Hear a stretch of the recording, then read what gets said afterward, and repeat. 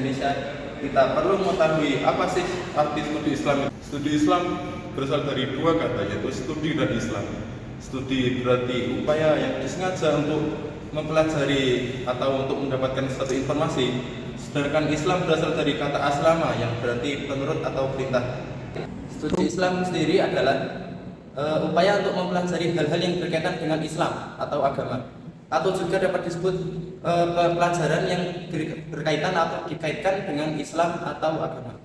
Oke, saya di sini akan menjelaskan tentang sejak kapan Islam masuk ke kawasan Asia, khususnya Asia Tenggara, beserta latar belakangnya.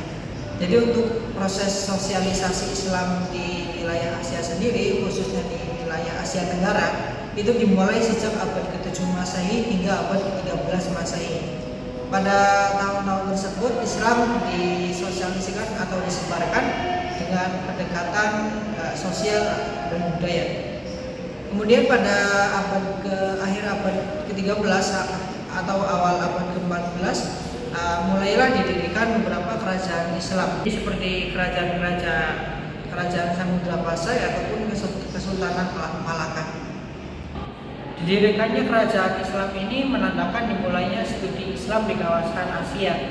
Jadi di sini Islam dikaji secara mendalam melalui lembaga-lembaga yang difasilitasi oleh pihak kerajaan. Fasilitas tersebut berupa perpustakaan yang berisi karya-karya ulama ataupun para cendekiawan Muslim dari wilayah lain menggunakan bahasa setempat.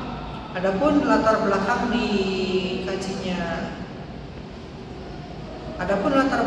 diadakannya kajian Islam atau studi Islam ini dilatar belakangi oleh semangat dakwah Islamiyah ataupun semangat menyebarkan Islam ke seluruh penjuru dunia. Oke, kita masuk ke materi perkembangan kajian studi Islam di Indonesia yang bisa dibagi menjadi 3 fase.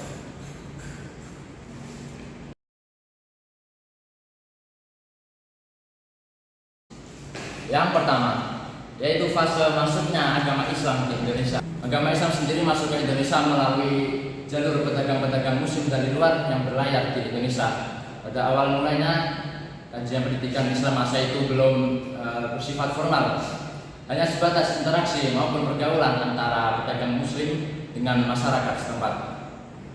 Kondisi pada masa itu masih terbatas tempat, waktu, serta instrumen yang akan digunakan sebagai media pembelajaran kajian studi Islam.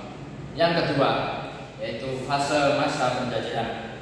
Pada masa ini mulai berdirinya kerajaan Islam serta mulai masuknya para penjajah Barat yang mereka bertujuan mempunyai misi untuk memonopoli perdagangan. Namun setelah beberapa kemudian terbesit dalam misi mereka untuk menyebarkan agama mereka serta menggantikan pendidikan Islam dengan pendidikan Barat. Walaupun pada masa itu masih dalam tekanan para penjajah Barat, namun kajian studi Islam sudah banyak dilaksanakan di langgar-langgar kecil desa hingga ke pesantren-pesantren kecil. Tokoh-tokoh ahli Islam di Indonesia dan Asia beserta karyanya. Di sini kami mengambil seorang tokoh yang sangat masyhur dan tidak asing lagi di kalangan para santri, karena karya-karya beliau sering dikaji di berbagai pondok pesantren di Indonesia maupun di luar negeri, yaitu Syekh Nawawi Al-Bantani. Syekh Nawawi Al-Bantani lahir di Tanara, Serang pada tahun 1230 Hijriah atau 1813 Masehi dan wafat di Mekah Al-Mukarramah pada tahun 1314 Masehi Hijriah atau 1897 Masehi. Beliau adalah seorang ulama besar asal Indonesia yang bertaraf internasional yang pernah menjadi imam Masjidil Haram. Beliau mendapat gelar Al-Bantani karena berasal dari Banten. Beliau juga seorang penulis dan intelektual yang sangat produktif dalam menulis kitab yang meliputi berbagai bidang, diantaranya ilmu tafsir, ilmu akidah, ilmu tasawuf, ilmu hadis, dan lain-lain. Di antara karya-karya beliau yang sangat masyhur adalah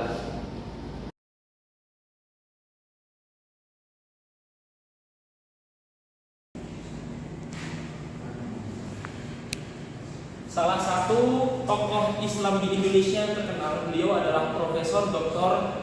Abdul Malik Karim Amrullah atau biasa dikenal dengan Buya Hamka.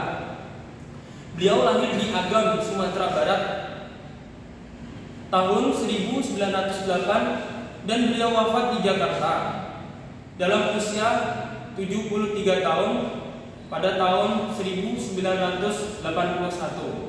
Beliau terjun di dunia politik pada organisasi Masyumi hingga dibubarkan dan berkiprah untuk Indonesia dalam bidang wartawan, pengajar, dan lain-lain.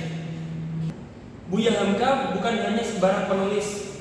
Karya-karya beliau dikaji oleh peneliti Indonesia hingga ke mancanegara, bahkan ke negara-negara tetangga seperti Malaysia dan Singapura. Karya beliau yang terkenal adalah ini.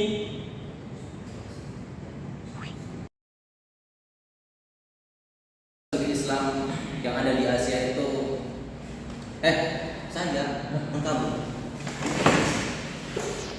Pusat studi Islam yang ada di Asia terletak pada negara Thailand yang berpusat di Universitas Pattani, Thailand. Universitas ini didirikan pada tanggal 3 April 1992 yang terletak di Desa Parwetai, Kecamatan Budi, Kabupaten Mewang, dan Provinsi Yala. Di universitas ini dalam mengkaji studi Islam itu sangat komprehensif. Dalam satu semester itu ada 2 qiyamul lail atau 2 sholat tahajud berjamaah yang dilaksanakan di masjid kampus Universitas Pattani Thailand yang dilaksanakan oleh seluruh mahasiswa dan seluruh dosen-dosen. Baiklah, saya di sini akan menjelaskan tentang pusat studi Islam yang ada di Indonesia. Di Indonesia sendiri banyak terdapat pusat studi Islam karena mayoritas masyarakat di Indonesia ialah beragama Muslim. Nah, yang akan saya bicarakan yaitu tentang UIN. Dari banyaknya UIN di Indonesia, saya akan membahas tentang UIN Sunan Kalijaga. UIN Sunan Kalijaga dengan keilmuan yang dikaji di dalamnya dapat menghantarkan iman dan ilmu yang meningkat. Kajian Islam tidak hanya dalam satu perspektif, melainkan terintegrasi dan interkoneksi dengan keilmuan lain. Pada tanggal 14 Oktober 2004 terjadi transformasi perkembangan kelembagaan, yaitu transformasi Institut Agama Islam Negeri Sunan Kalijaga menjadi Universitas Islam atau UIN Sunan Kalijaga. Pusat studi UIN Sunan Kalijaga Yogyakarta memiliki beberapa pusat studi sebagai wadah pengembangan keilmuan untuk kemajuan peradaban.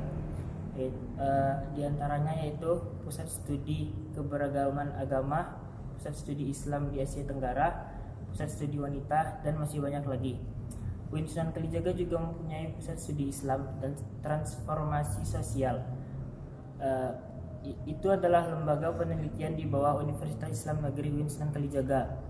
Sebagai lembaga penelitian berbasis masyarakat, lembaga ini melakukan penelitian ilmiah interdisipliner sehingga kajiannya tidak hanya memenuhi standar akademik namun juga memiliki relevansi sosial. Tugas utama lembaga ini adalah mengembangkan penelitian interdisipliner dan mengkaji isu-isu aktual dalam konteks Islam Indonesia, khususnya dalam keterkaitannya dengan proses modern transportasi sosial yang terus bergulir. Laju modernisasi dan globalisasi disertai pergeseran rasionalitas dan solidaritas memang membuka ragam peluang bagi kemajuan sosial, ekonomi, dan budaya.